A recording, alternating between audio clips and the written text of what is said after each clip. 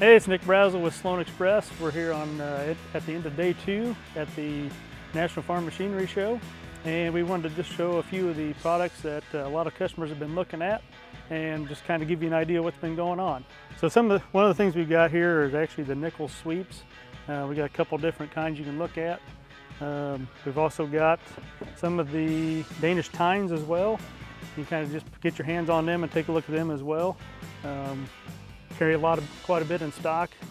Some of the planter accessories we have here today are the John Deere XP row unit disc openers, we have the John Deere Max Emerge disc openers, and we also have the 16-inch Vortex Coulter blade also here on display.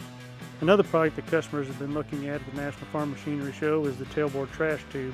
It currently fits on all S-Series combines, and basically all it does is fits up into place, and you just fit it to redirect the air over the tailboard to keep the tailboard clean.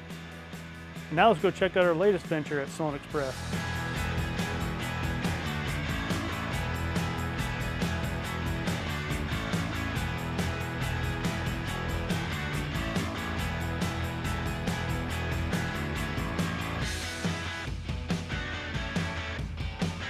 Sloan Express is proud to announce we are a CAMSO dealer.